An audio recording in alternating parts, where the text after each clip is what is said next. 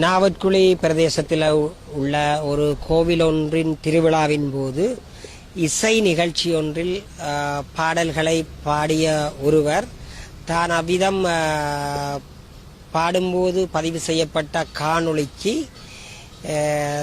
தமிழில் புரட்சிகரமான வசனங்களை கொன்ற பாடல் ஒன்றை டப்பிங் முறையில் பதிவு செய்து அதனை சமூக வலைத்தளத்தில் பதிவிட்டதன் மூலம் விடுதலை புலிகள் அமைப்பை மீளுருவாக்கம் செய்ய முயற்சிக்கிறார் என்று குற்றம் சாட்டப்பட்டு இன்றைய தினம் யாழ்ப்பாணம்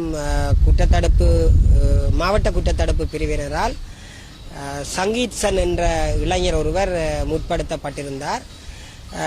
குறித்த வழக்கு தொடர்பில் இன்றைய தினம் நீதிமன்றத்தில் அவரை விடுவிக்க வேண்டும் என்று சமர்ப்பணங்களை செய்துள்ளோம்.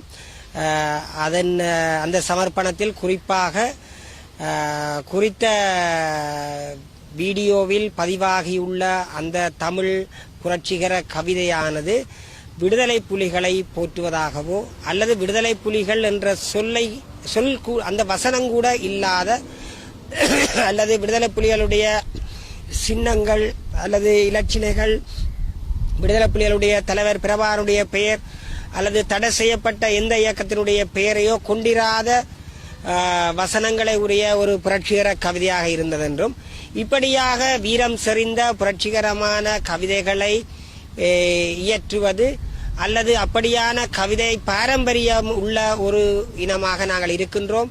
அகநானூறு புறநானூறு ஏன் பாவேந்தர் பாரதிதாசனுடைய கவிதைகளில் கூட அப்படியான பாடல்கள் இடம்பெற்றிருக்கின்றன. அப்படியான பழைய இலக்கியங்கள் எங்களுடைய பாடத்திட்டங்களிலும் பல்கலைக்கழகங்களிலும் கற்பிக்கப்படுகின்றன என்பதாக எல்லாம் என்னுடைய வாதத்தை முன்வைத்திருந்தேன். குறிப்பாக போலீசார் அந்த புரட்சிகரமான பாடலில் தமிழீழம் என்ற ஒரு சொல்லு இடம்பெற்றிருப்பதாக குறிப்பிட்டிருந்தார்கள். அது தொடர்பிலும் அவர்களுக்கு விளக்கம் அளிக்கப்பட்டது. ஏற்கனவே தமிழீழ விடுதலை இயக்கம் என்ற பெயரில் இலங்கை தேர்தல் திணைக்களத்தில் பதிவு செய்யப்பட்ட ஒரு அரசியல் கட்சி இருக்கின்றது. அதே போல கடந்த காலங்களில் விடுதலை புலிகளின் மக்கள் முன்னணி என்ற பெயரில் அரசியல் கட்சி ஒன்று இருந்தது. இப்பொழுதும் தமிழ் மக்கள் விடுதலை புலிகள் என்ற பெயரில் அரசியல் கட்சி தேர்தல் திணைக்களத்தில் பதிவு செய்யப்பட்டுள்ளது. ஆனால் இந்த இளைஞன் இயற்றிய பாடலில் விடுதலை புலிகளுடைய பெயர் கூட இருக்கவில்லை. அப்படி இருக்கும் பொழுது எப்படியாக விடுதலை புலிகளை மீளுருவாக்கம் செய்வது என்று குற்றம் சாட்ட முடியும் என்று என்னுடைய சமர்ப்பணத்தில் கேள்வி எழுப்பியிருந்தேன். அந்த இளைஞர் பதிவேற்றம் செய்ததாக கூறப்படுகின்ற அந்த கவிதையில் 2 வீரமிக்க விலங்குகளை கூட அவர் குறிப்பிட்டு பாடியிருந்தார். ஒரு கட்டத்தில் அவர் தங்களை சிங்கம் என்று குறிப்பிட்டிருக்கிறார். இன்னும் ஒரு கட்டத்தில் வேங்கைகள் என்று குறிப்பிட்டிருக்கின்றார்.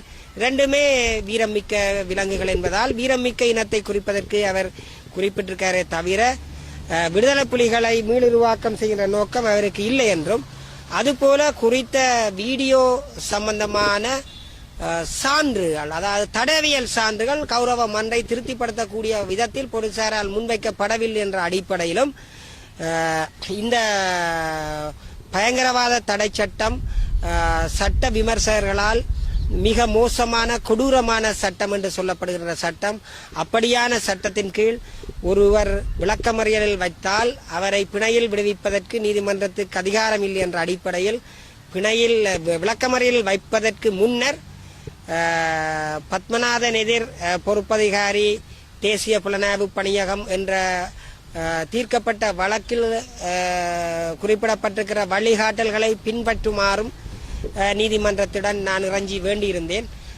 ஆயினும் குறித்த இளைஞர் இதுவரும் 17ஆம் தேதி வரை விளக்கமறியலில் வைக்கப்பட்டுள்ளார்.